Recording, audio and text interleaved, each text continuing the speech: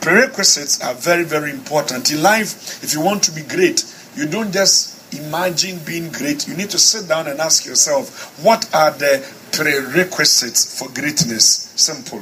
If you want your marriage to be better than your mother and your father's marriage, all you need to do is to sit down as a just married couple and then ask yourself some questions. What did daddy do wrong, which I must learn from and not repeat? And what did mommy do wrong, which I must learn from and not repeat? If you read the word of God, the Bible contains both the positive and the negative of people.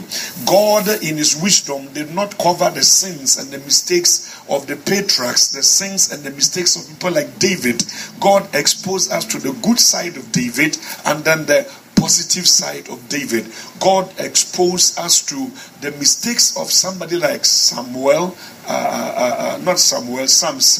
all right, and then some of his good sides. And so if you and I are wise, we need to sit down and then analyze their life story and then look into their biographies or their autobiographies and then derive wisdom from the positives and then also ensure that their negatives, we don't end up repeating them. Why? Because you can never see changes in your life as long as you keep repeating the old mistakes. Very, very simple.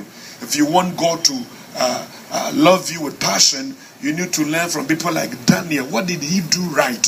All right? If you want to learn so you don't make certain terrible mistakes, you learn from people like Joseph. He taught people love him. So he shared the secrets with his own brothers and it nearly ended him in an early grave. You see, in life, have secrets. Don't talk too much. We have many believers today who have a problem with what I call diarrhea of words and then constipation of ideas. All right? Everything they will talk about. Listen, be careful what you tell people. And then just know what to say and what not to say. Don't put all your cards on the table. Don't make that mistake. Give people just what is sufficient for now. Never share your heart completely with everybody. Because for all you know, that person may be extremely envious of you.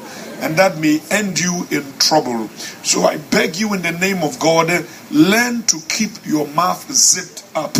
Don't talk too much. Talk only when it is what? Necessary.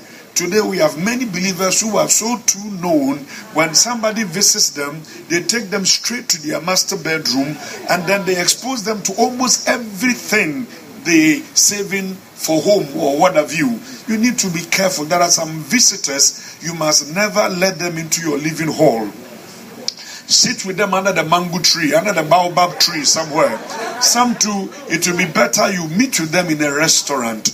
And then they ask, why won't you take me home? Oh, I've just moved house. Find an excuse.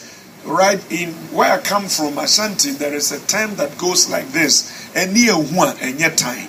In other words, if I no see, I'm trouble no go come.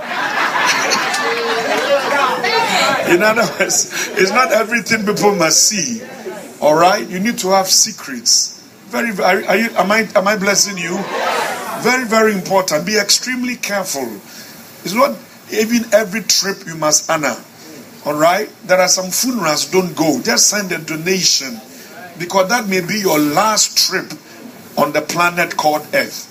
It's not every party you must honor, and it's not every place you must eat from. Otherwise, you can die before your time. In the spirit realm, one of the key things they use in destroying destinies is food. Food can poison and pollute your destiny. That is why you must learn to overcome the spirit of gluttony, the spirit of the demon of food. Overcome food. To the extent that you see somebody frying hot ducks and then, chibom, chibom, beautiful eggs and chiboms and all that, and it doesn't move you at all. All right, you see fried rice and your mouth is shaking and it, so delicious, and you could smell the aroma, and yet you are hungry, but then it doesn't move you at all. Listen, rise above that. Very, very important. Learn to apply brakes on your life. Say with me, self-control. Yeah, it's one of the fruit of the spirit.